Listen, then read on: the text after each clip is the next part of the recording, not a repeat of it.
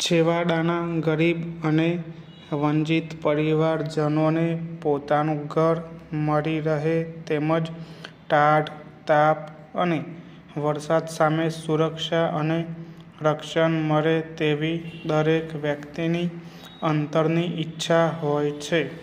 છૂટક મજૂરી કરી પોતાનું ગુજરાન ચલાવનાર વ્યક્તિ માટે પોતાનું મકાન બનાવવાની આર્થિક શક્તિ હોતી નથી. ત્યારે ગુજરાત સરકાર આવા વ્યક્તિની મદદે આવી તેના સ્વપ્નને હકીકત બનાવવા વિવિધ આવાસલક્ષી યોજનાઓ દ્વારા જરૂરી સહાય પૂરી પાડે છે. શહેરી વિસ્તારમાં રહેતા ગરીબોને માટે સારા સુવિધાયુક્ત મકાનની સગવડતા મળે એ માટે લોકભાગીદારીથી આવાસોનું નિર્માણ કરવાના પ્રેરણાદાયી પગલાં રાજ્ય સરકાર દ્વારા લેવાયા છે.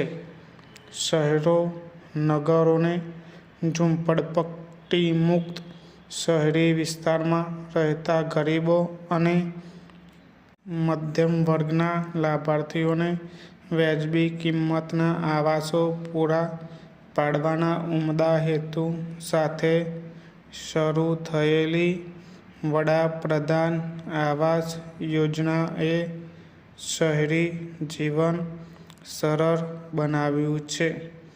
ભારત સરકાર સિટી સ્લમ રીડેવલપમેન્ટ હેઠળ રૂ.1,00,000 AHP અને PMAYના BLC વર્ટિકલ્સ માટે રૂ.1.5 લાખની સહાય કરે છે.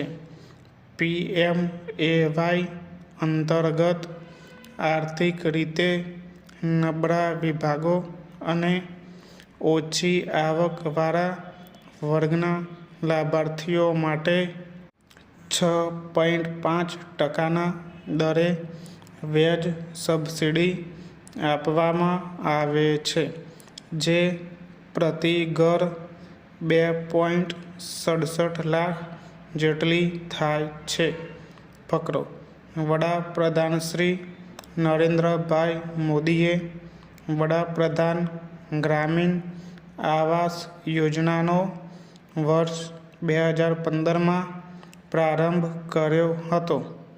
આ યોજના અંતર્ગત કેન્દ્ર સરકાર ગ્રામીણ વિસ્તારના આર્થિક રીતે નબળા વર્ગને પોતાનું પાકું મકાન બનાવવા અને જૂના મકાનના સમારકામ માટે આર્થિક સહાય પૂરી પાડે છે.